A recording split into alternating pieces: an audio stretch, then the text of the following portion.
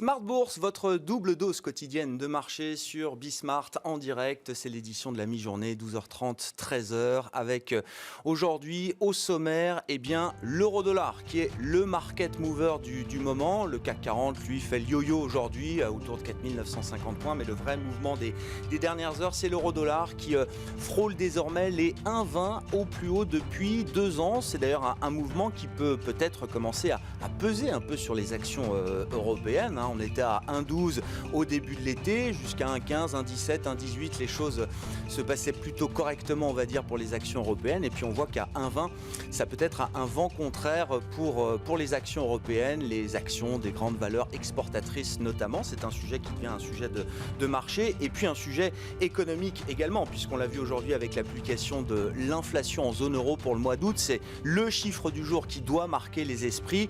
Oui, cette crise pandémique est bel et bien un choc déflationniste à ce stade, puisque on retrouve une inflation négative en zone euro sur un an, moins 0,2%. L'inflation cœur, quand on enlève les éléments volatiles, tombe à son plus bas historique, plus 0,4% seulement sur un an pour l'inflation en zone euro. C'est un sujet économique donc que devra adresser, comme on dit, la Banque centrale européenne. Dans le sillage du discours de la Fed et de Jérôme Powell à Jackson Hole la semaine dernière, la BCE tiendra sa réunion de politique monétaire de rentrée la semaine prochaine, le jeudi 10 septembre. Et entre l'euro et le choc déflationniste, il y aura sans doute effectivement des sujets et des questions auxquelles la Banque centrale européenne devra répondre. Et puis le grand invité de la mi-journée dans Smart Bourse sur Bismart, c'est Antoine Flammarion qui sera avec nous pendant une vingtaine de minutes pour ce grand entretien, le cofondateur de Tikehau Capital.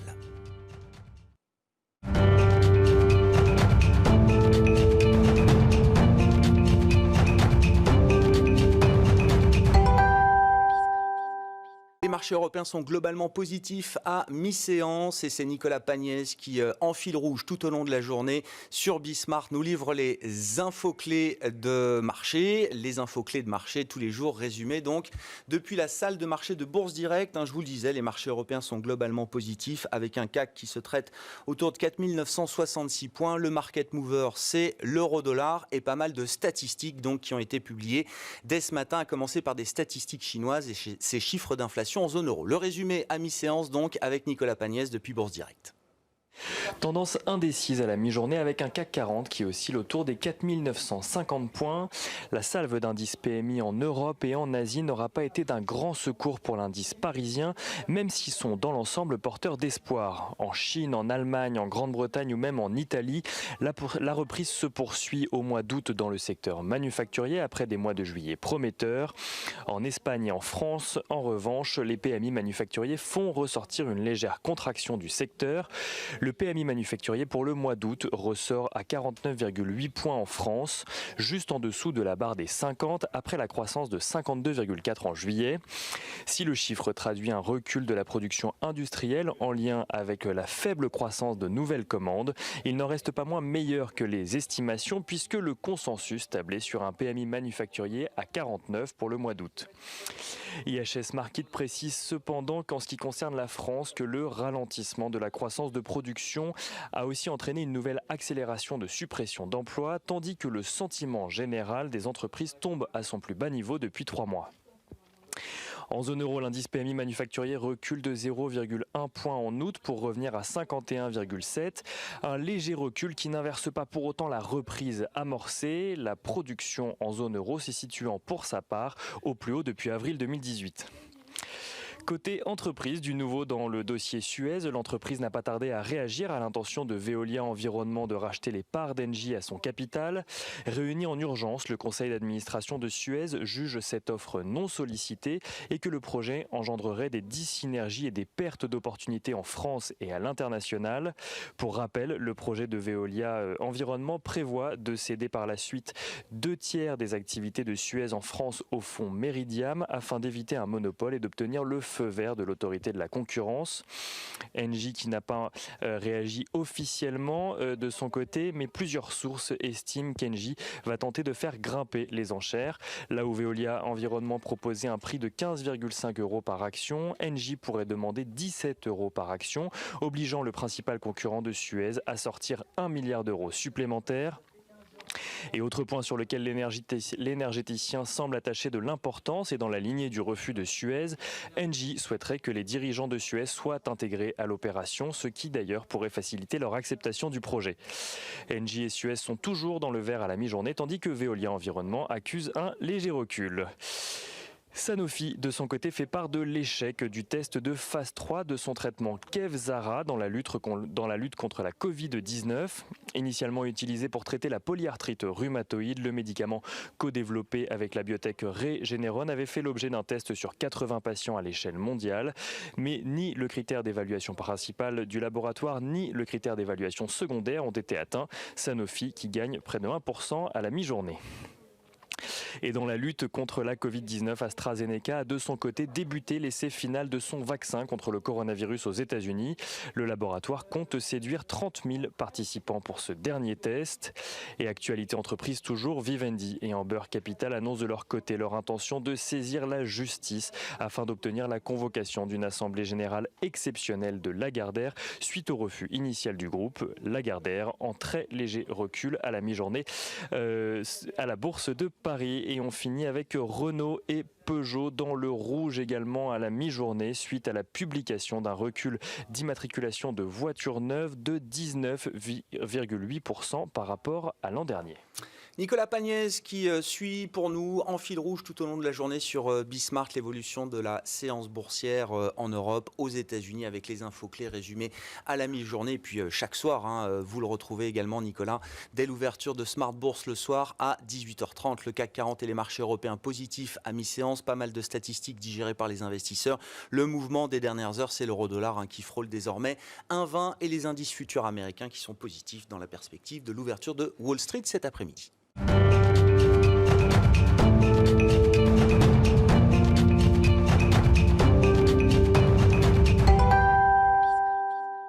Et donc, l'invité de la mi-journée sur Bismart dans Smart Bourse, c'est Antoine Flammarion, cofondateur de Tikeo Capital. Bonjour et bienvenue Antoine Flammarion. Bonjour, merci bonjour d'être avec nous. Cofondateur avec votre associé historique Mathieu Chabran, Tikeo Capital. Alors, on ne va pas refaire toute l'histoire, mais société d'investissement alternatif et de gestion d'actifs, c'est comme ça que vous vous présentez aujourd'hui. Exactement. Avec quasiment 26 milliards d'euros d'encours gérés aujourd'hui pour le compte de vos clients. Vous intervenez de manière globale sur l'ensemble de la planète à travers tous les grands marchés immobiliers, la dette bien sûr, les marchés de dette qui sont des marchés très importants, le private equity et puis les marchés de capitaux, les marchés actions plus traditionnels, plus boursiers on va dire. On va parler du rôle d'une société d'investissement dans la séquence de soutien et de relance de nos économies, Antoine Flammarion, mais un mot d'abord peut-être justement des grands marchés sur lesquels vous travaillez. La petite musique qui monte depuis plusieurs mois, c'est les marchés sont complètement déconnectés de la réalité économique. Très vrai quand on regarde peut-être les marchés boursiers, mais sur les autres marchés également, il y a sans doute des histoires de surchauffe. Qu'est-ce que vous inspire cette petite musique, Antoine Flammarion ? Effectivement, on pense que l'ensemble des marchés sont très valorisés. Oublions l'épisode du mois de mars et avril sur les marchés cotés, mais on est à des niveaux records. Si on prend les marchés boursiers américains qui sont positifs, voire très positifs comme le Nasdaq. Donc les valorisations sur les marchés boursiers sont, on pense, très élevées, on pourra en reparler, mais sur les marchés non cotés, on voit aussi des valorisations assez importantes. Alors ça s'explique en partie parce qu'on a maintenant des taux d'intérêt très très bas et encore plus bas qu'au début de l'année, suite à l'intervention des banques centrales, mais on pense que les valorisations sont très élevées et il y a sans doute un décalage entre l'économie réelle et l'économie financière. Et on a l'habitude de dire, on pense que les grands dirigeants et les politiques un peu partout dans le monde regardent le thermomètre boursier. Et donc quand le thermomètre boursier est bon, on pense que ça va bien, alors qu'en fait l'économie réelle, de manière sectorielle mais de manière plus globale, souffre beaucoup. Qu'est-ce que ça implique pour une société d'investissement telle que Tikeo Capital aujourd'hui, alors qui fait converger l'intérêt de ses clients, les porteurs de parts de vos fonds, l'objectif premier reste quand même de générer un rendement et un revenu pour vos clients. Face à ce besoin de financement de l'économie réelle, avec des dossiers stressés, très stressés, en détresse, et des entreprises qui ont des besoins de financement pour financer leur croissance, leur expansion, parce que ça reste quand même quelque chose d'important aujourd'hui. Comment est-ce que ces objectifs convergent aujourd'hui, Antoine ? Notre métier, en fait, c'est de réconcilier les flux entre l'épargne mondiale, donc les différents épargnants partout dans le monde qui sont canalisés au travers de caisses de retraite, fonds de pension ou compagnies d'assurance, par exemple en France, vers l'économie réelle. Donc on fait un pont entre collecte de capitaux et investissement. Il est très clair que suite à cette crise, il y a un certain nombre de sociétés qui sont ou soit trop endettées, ou qui ont besoin de fonds propres, ou qui doivent céder des actifs immobiliers par exemple, pour combler les trous et être capables de se redévelopper. Donc nous, notre job, c'est d'identifier des entreprises qui ont besoin de capitaux, soit de fonds propres, soit de dette, soit de vendre l'immobilier par exemple. Et donc on identifie ces cibles un peu partout en Europe, puisque le gros de ce qu'on fait, c'est investir en Europe continentale. On collecte des capitaux partout dans le monde et on essaie d'investir en Europe continentale. Donc notre métier et notre job, c'est ça. Il est très clair qu'il y a des secteurs qui ont été extrêmement chahutés. On pense tous à l'aéronautique, à l'hôtellerie, mais tous ces gens ont des sous-traitants très nombreux qu'on voit moins, puisque sans doute c'est des plus petites entreprises. Et aujourd'hui, le monde est divisé en deux. Si vous êtes une entreprise cotée, vous pouvez émettre des securities, des obligations, la BCE achète, ou vous avez eu des gros PGE en France. Si vous êtes une petite PME ou une ETI, la réalité, c'est que c'est plus dur. Et donc, nous, on doit essayer de réconcilier ça, trouver les bons secteurs et aider les entreprises à se redévelopper, faire face à la crise et se redévelopper. L'exemple aéronautique est parfait, puisque Tikehau pilote le fonds de soutien public-privé de la filière aéronautique à travers les grands noms du secteur et le tissu de sous-traitants derrière. Enfin, non seulement vous pilotez ce fonds, mais vous avez investi en propre dans ce fonds aux côtés, je veux dire, des pouvoirs publics ou des entreprises du secteur, Antoine Flammarion. Là, typiquement, vous arrivez à cumuler les deux objectifs, soutenir ce secteur et cette filière industrielle française d'excellence, avec l'ambition de générer un retour pour les porteurs de parts de vos fonds à vos côtés.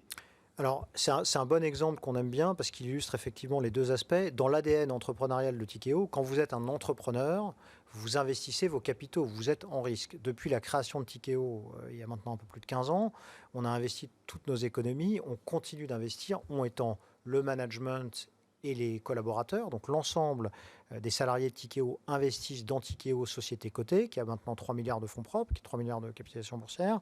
Et donc, on utilise ces fonds propres pour investir dans des tas d'initiatives, dans des fonds qu'on gère avec des porteurs pour avoir un alignement d'intérêts. Dans le cas de l'aéronautique, on a investi 230 millions de nos fonds propres.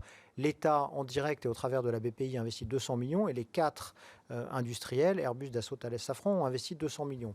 On a donc réuni 630 millions d'euros. On va aller chercher d'autres investisseurs pour investir dans toute la filière aéronautique, ces sous-traitants qui sont assez forcément en situation assez délicate. Donc on va identifier ces entreprises, les aider à se redresser, à consolider. Il y a des cas différents, mais on aime bien ça parce qu'à la fois ça illustre le skin in the game, comme on dit, donc l'alignement d'intérêts. On aime bien les partenariats publics-privés. On pense que les États qui ont explosé la jauge de l'endettement, et il ne faut pas se leurrer, il faudra payer à un moment donné. Hein. Quand vous avez des dettes, il faut payer. Donc on aura l'occasion peut-être d'en dire un mot. Mais on pense qu'un euro public qui va chercher 1, 2 ou 3 euros privés, c'est bien mieux que 4 euros publics avec un contrôle différent, etc. Donc c'est une très bonne initiative française. Mettre des industriels, c'est très bien, puisqu'ils ont une expertise aussi. Si vous vous souvenez, on avait fait ça avec Total.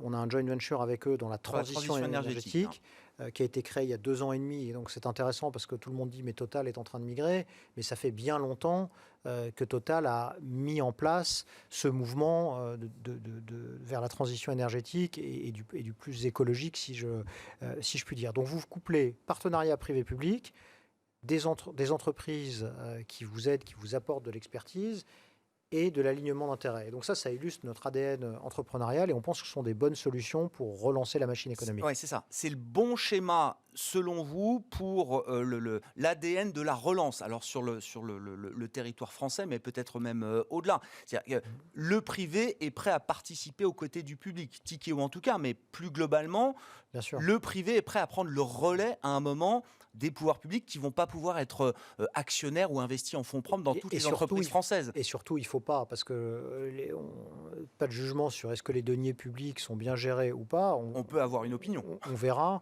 Mais ce qui est certain, c'est que si vous avez des intérêts alignés avec des acteurs privés qui mettent leur argent, il ne s'agit pas d'être que gestionnaire de l'argent de l'État. Ouais. Parce que si l'État vous confie 1 milliard, vous allez le gérer comme ça. Si vous mettez votre argent, forcément, consciemment ou inconsciemment, vous avez plus d'alignement d'intérêts, donc vous allez sans doute mieux gérer, c'est très clair. Mais ces partenariats public-privé dont on a beaucoup parlé sur des actifs immobiliers, des prisons, des autoroutes, etc., ça doit se généraliser aux entreprises. Il y a beaucoup de discussions aujourd'hui autour des fonds propres. Qu'est-ce qui fait suite au PGE ? Et nous, on pense qu'il faut remettre des fonds propres dans les entreprises et il faut de l'argent public et de l'argent privé. C'est très clair. Et on voit aux États-Unis, ça a été beaucoup fait pendant la crise de 2008. En Angleterre, ça a été fait un peu pendant la crise de 2008. C'est une crise différente, vous l'avez dit tout à l'heure, une crise des subprimes qui était une crise plus financière. Mais la réalité, c'est que les Américains ont démontré qu'en mettant l'argent du Trésor avec de l'argent privé, le Trésor a gagné beaucoup d'argent. On oublie, mais tous les prêts participatifs du Trésor américain dans les banques américaines, ils ont prêté de l'argent à 5-6% et avec des varants, donc ils ont eu un bout du capital, ça a très bien fonctionné. Et il faut privilégier ça, c'est certain. Ouais. Qu'est-ce qui vous donne envie d'investir aujourd'hui ? L'aéronautique, c'est un secteur effectivement là où vous avez consolidé une expertise très très forte avec Marwan Laoud qui a rejoint vos équipes et puis le fonds dédié au soutien de la filière. Quelle est la grille d'analyse qui sous-tend vos décisions d'investissement aujourd'hui ? Encore une fois, entre des dossiers très très stressés où il faut une expertise de terrain très très précise, très pointue, et puis des dossiers qui sont peut-être plus faciles, mais qui sont aussi plus faciles en termes peut-être de génération de retour pour vos clients. Alors, il y a plusieurs réponses. D'abord, on constate que géographiquement, les situations sont assez différentes. Vous avez parlé un peu plus tôt des indices asiatiques. On se rend compte qu'en Asie du Sud-Est et en Chine, particulièrement en Chine, en fait, la croissance est repartie, les capacités industrielles sont utilisées, etc. Ils ont un très grand marché intérieur. Donc, chez Tikehau, on essaye d'être global, bien qu'on ne soit pas très gros encore aujourd'hui, mais on a 12 bureaux dans le monde. Ça fait un moment qu'on investit en Asie, qu'on co-investit avec des partenaires. Le Fonds souverain de Singapour, qui est très agile, on co-investit avec eux, on fait des investissements avec eux. Donc notre grille d'analyse pour investir, et d'abord on regarde géographiquement. On regarde beaucoup les États-Unis parce qu'on sait que les États-Unis ont plus de volatilité. Donc quand ça va mal, ça va très mal. Et puis ensuite, ça repart assez vite. Alors on est dans une année d'élection, donc ça va peut-être mettre un peu de temps, mais on regarde beaucoup les États-Unis. En Europe, chaque situation est différente. La situation de l'Italie, c'est pas la situation de l'Espagne, de la France, du Benelux, etc. Donc on regarde, le première grille, c'est géographique. Où est-ce qu'on a envie d'investir géographiquement ? Et ensuite, sectoriellement, où est-ce qu'on pense qu'on a de l'expertise ? On a un peu plus de 20 personnes qui font de l'aéronautique. On a un peu moins de 10 personnes qui font de la cybersécurité. On a une grosse équipe de transition énergétique. On a une équipe de santé à Singapour. Donc tout ça, c'est des thématiques qu'on aime bien. Et puis aussi, historiquement, on est assez secteur agnostique. Donc on regarde un peu tout type de secteur. Et c'est pour ça qu'il y a quasiment 600 personnes, 530 personnes fin 2019 chez Tikehau. C'est beaucoup pour une société qui gère 26 milliards. Donc on a des grosses équipes assez spécialisées. Et donc on regarde beaucoup de choses. Ce qui est très clair pour finir là-dessus, il y a un prisme géographique, un prisme sectoriel. Et ensuite, il y a le cycle. Et nous, on pense, on l'a dit, les valorisations sont extrêmement élevées. Donc, on est plus concentré sur notre collecte de capitaux que nos investissements. Donc, on screen beaucoup d'investissements, mais on investit de manière extrêmement prudente. En termes de déploiement aujourd'hui de vos investissements, vous restez très prudent et très précautionneux. On lève 2 fois plus de capitaux aujourd'hui que ce qu'on investit. Quand on regarde le rythme du premier semestre, c'est à peu près ça. Pourquoi ? Parce que les valorisations sont chères. Ouais. La crise sanitaire n'est pas finie, on n'est pas qualifié, on n'est pas spécialiste, mais on pense qu'elle n'est pas finie. Donc ça entraîne un certain nombre de turbulences. Et on pense que ça a été facile, entre guillemets, même s'il y a des choix très durs, d'arrêter les économies, mais de remettre tout le monde au travail. Ouais. Et tout le monde le voit, et tout le monde a des tas d'anecdotes sur travail partiel, télétravail, chacun a son avis sur la question. Nous, chez Tikehau, on est convaincus que les gens doivent revenir travailler, modulo évidemment le respect des règles sanitaires, mais pour remettre l'économie dans la bonne direction, si tout le monde reste chez soi et les gens consomment moins, alors ça c'est sûr, ils font plus d'e-commerce, c'est certain. Mais il faut remettre une dynamique positive qui est aussi assez psychologique. Donc aujourd'hui, on pense que cette dynamique, elle n'est pas là. Et donc, on est plus collecteur de capitaux qu'investisseur, même si évidemment on investit. Notre métier, c'est Oui, bien sûr. Oui, mais vous êtes plutôt sur un rythme plutôt retenu aujourd'hui par rapport au rythme de croisière que vous pouvez avoir. Pourquoi s'acharner sur l'Europe continentale, Antoine Flammarion? Vous êtes une société globale, mais c'est ce que vous disiez au début. L'idée, c'est qu'on va collecter quand même à l'étranger avec comme ADN l'investissement en Europe continentale. C'est des marchés qui sous-performent de partout structurellement aujourd'hui. Alors d'abord parce que c'est des marchés, on a un gros continent nord-américain, on a un gros continent asiatique. L'Europe, en fait, c'est une multitude de pays. Et on pense que tant qu'il n'y a pas une harmonisation juridique, fiscale, sociale, chaque pays a ses spécificités. Donc il y a des moments où il vaut mieux investir en Allemagne. Il fallait investir beaucoup au Royaume-Uni, on ne l'a pas beaucoup fait et on pense que ça va être très turbulent. Le Brexit, la gestion de la crise sanitaire, donc on va le faire. L'Espagne a l'air de souffrir plus. Donc on regarde l'Europe et c'est là où on a le plus de capacités locales. Donc on fait des choses, mais on pense qu'à court terme, il faut être capable d'arbitrer. Mais très clairement, il y a énormément de situations séduisantes en Europe. L'aéronautique, ça va être forcément en France. Troisième fois que vous en parlez. Hein. Non, parce que, non, mais bien sûr. Parce que c'est challenging, parce qu'on voit bien les difficultés des compagnies aériennes. Qu'est-ce qui se passe si on prend les sociétés uniquement françaises? Ce qui va se passer chez Air France, ADP et Airbus, même si tout ça n'a rien à voir, mais c'est la filière au sens large, on voit bien, les gens ne voyagent plus. Et les prestataires de ces gens, les gens qui font des repas pour les avions, c'est assez clair. Donc on pense que ça génère des opportunités qu'on va saisir dans la durée et on va essayer de les saisir intelligemment puisqu'on met notre argent, l'argent de nos clients et notre réputation. Quand on porte ce risque aujourd'hui en tant que société d'investissement alternatif, c'est un risque qui, historiquement, avant la crise des subprimes, que les banques pouvaient prendre. Aujourd'hui, on a l'impression que ce risque d'investissement se déplace sur le terrain de l'industrie de la gestion d'actifs ou de l'investissement alternatif. Comment vous regardez la réglementation qui va avec ou le risque réglementaire qui va avec? Si le risque systémique s'est déplacé aujourd'hui dans une industrie de la gestion d'actifs où on voit des tailles quand même de mastodontes qui se comptent en trillions de dollars ou d'euros d'actifs sous gestion, c'est ce qu'on souhaite à Tikehau, est-ce que vous attendez une réglementation plus dure, plus sévère sur votre industrie? Ce qui est certain, c'est que post la crise de 2008, la réglementation a augmenté partout, essentiellement dans compagnies d'assurance, banques, mais de plus en plus dans asset management et fonds de pension. C'est pour ça qu'on a décidé de développer Tikehau avec beaucoup de fonds propres, puisqu'on constate que les asset managers... Ce qui est assez atypique, on va dire, dans le monde de la gestion d'actifs. 3 milliards de fonds propres, c'est ça, sur 26 milliards d'encours, c'est assez atypique. C'est beaucoup. Mais on a réussi à créer une société en 15 ans qui est là où elle est. On verra le parcours suivant. Mais on a eu une vision assez atypique de notre développement. Quand on a commencé à prêter de l'argent aux entreprises, qui était le métier des banques, puisqu'à partir de 2008, les régulateurs ont laissé les sociétés comme Tikehau prêter de l'argent. Il y avait des monopoles bancaires partout en Europe. Donc on a été assez atypique. Quand on fait de la transition énergétique il y a 3 ans, je vous promets que personne en faisait. Et maintenant, tout le monde fait du greenwashing avec une surenchère complètement dingue. Quand on décide de s'intéresser à l'aéronautique, je crois qu'on le fait de manière un peu différente. Quand on fait de la biotech et de la medtech à Singapour, il y a très peu de gens qui savent qu'on fait ça. On fait ça. Donc Tikehau à une période ou une enfance française atypique. On continue de se développer de manière globale, mais on pense qu'il y a un espace important parce que la réglementation est de plus en plus contraignante, c'est certain. C'est l'exigence en fonds propres qui va être il y aura une exigence en fonds propres, il y aura clé pour cette régulation. De contrôle, et quand on voit la violence de la baisse des marchés financiers au mois de mars, heureusement, il n'y a pas eu de drame, mais on sait très bien, il y a eu beaucoup de sujets dans les fonds monétaires, par exemple, qui ont été adressés, donc ça va, il n'y a pas de drame. Mais on voit bien que pour les régulateurs, le job est très difficile. Donc en fait, ils ont tendance à mettre plus de barrières, là où en fait, il faut essayer de démocratiser l'épargne vers les marchés financiers, vers les marchés privés, parce que pour faire fonctionner des économies, il faut que les capitaux circulent. S'il y a trop de contraintes, les capitaux ne circulent pas. Et il n'y aura pas de reprise. Est-ce que la bourse est encore un bon moyen de financement pour les entreprises? Parce que c'est quand même un phénomène qui existe depuis plusieurs années, qui est assez global, Europe, États-Unis en tout cas, ce phénomène d'attrition de la cote. Chaque année, il y a plus d'entreprises qui sortent de la bourse que d'entreprises qui y entrent. Vous y êtes entré en 2017, par exemple. Est-ce qu'aujourd'hui, la bourse, c'est un moyen parmi d'autres, mais il y a d'autres solutions de financement plus intéressantes pour des entreprises de taille humaine, de taille intermédiaire, j'entends? Ce qui est certain, c'est qu'une entreprise qui grandit dit, la bourse est une vitrine extraordinaire parce que tout le monde voit ce que vous faites. Il y a une transparence parfaite parce que vous publiez vos comptes. Vous avez accès aux marchés de capitaux qui sont les fonds propres ou la dette. Tikehau, depuis son introduction en bourse, a fait 2 augmentations de capital.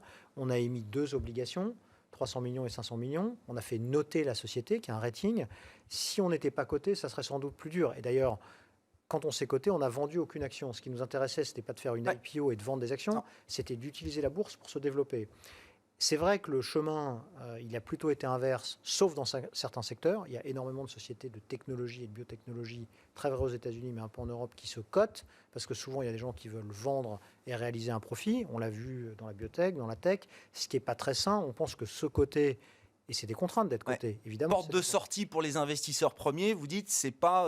C'est pas le top, c'est comme ça, c'est la règle du jeu, en partie. Mais nous, on pense que la bourse devrait attirer plus de sociétés. Ça devrait être un peu plus facile d'être coté parce qu'il y a énormément de contraintes et ça coûte de l'argent. Donc si vous êtes une petite société qui a 50 millions de valorisation, c'est impossible d'être coté parce qu'être coté, ça coûte peut-être 1 million d'euros par an. Donc je veux dire, ça ne fonctionne pas. Mais on pense que la bourse devrait attirer un peu plus. Avec ce mouvement de volatilité, ce qu'on a vu, c'est qu'il y a énormément d'investisseurs privés aux États-Unis, en Asie et en Europe qui se sont mis à acheter des actions. Donc ça veut dire qu'il y a un intérêt... une première prise de contact entre une nouvelle génération, justement ce phénomène qu'on a décrit comme étant les Robin Hood traders, c'est l'application américaine qui permet à des millions de jeunes millennials d'investir en 2 clics sur les marchés. Mais l'AMF a signalé aussi 150 000 nouveaux investisseurs boursiers, en tout cas qui n'avaient pas investi au cours des dernières années. C'est une première prise de contact. Et c'est plutôt une bonne nouvelle. C'est-à-dire que il faut être curieux, il faut commencer. Et donc le fait qu'il y ait des gens qui s'intéressent, alors bien sûr, il y a un côté très spéculatif, mais tout un chacun a de l'épargne. Et d'ailleurs, on voit pendant cette crise, pendant que les gens n'ont pas consommé, ils ont épargné. Il faut faire quelque chose de l'épargne. Les taux d'intérêt sont à 0, donc il faut faire des choses. Marché boursier, marché privé, de l'immobilier, de la dette privée, du private equity. Donc ce qui est intéressant, c'est qu'il y a plus d'acteurs individuels sensibilisés à la gestion de leur épargne. Et donc, dans un monde parfait, cette épargne, ça finance l'économie. Et pour revenir à ce qu'on disait tout à l'heure, OK, il faut des capitaux publics, mais il faut des capitaux privés. Et donc, quand il y a une augmentation de capital demain dans la société XYZ à laquelle souscriront des institutionnels, mais aussi des investisseurs privés, c'est bien de l'argent frais qui va arriver dans une société qui va l'aider à se développer, à se redévelopper. Merci beaucoup Antoine Flammarion d'avoir été avec nous, l'invité de Smart Bourse Midi sur Bismart. Antoine Flammarion, donc cofondateur de Tikehau Capital. On se retrouve ce soir en direct à 18h30. Merci beaucoup.